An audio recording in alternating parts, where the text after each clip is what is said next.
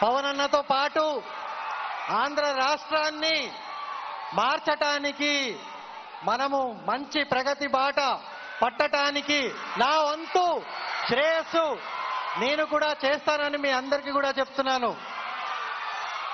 పవన్ అన్న మన అందరికీ కూడా ఒక ఇన్స్పిరేషన్.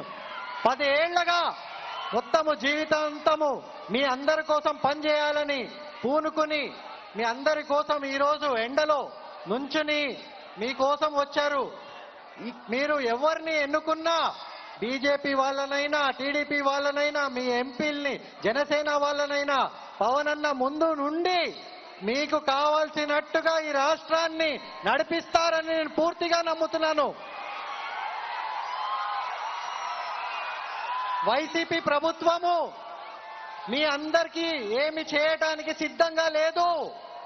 వారికి ఓన్లీ అధికార దాహం ఒక్కటే, వారికి ఓన్లీ కుర్చీ కావాలి. వాళ్ళకి జనాలకి ఏమి పని చేయరు. మీ పరిస్థితి హీనంగా తయారు చేసి దాన్ని ఏదో బాగుపరుచుతున్నామని ఒక షో పుటప్ తప్పితే అక్కడ ఇంకేమీ జరగట్లేదు.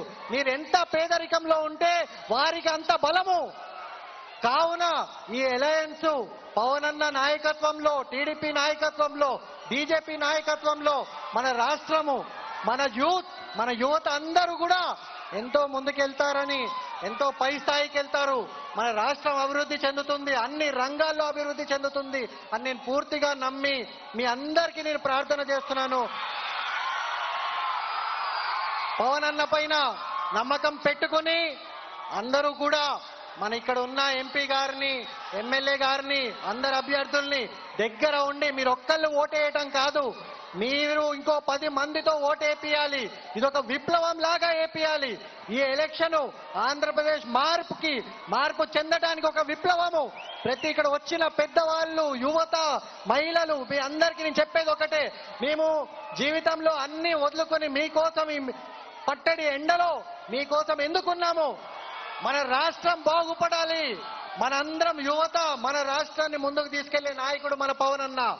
ఆయన పైన నమ్మకంతో మనం ఉన్నాము. మీరందరూ కూడా ఆయన్ని నమ్మి ఈ అలయన్స్ ని గెలిపించి మన రాష్ట్రాన్ని ఒక బంగారు బాట పట్టించాలని కోరుకుంటూ సెలవు తీసుకుంటున్నాను. Thank you.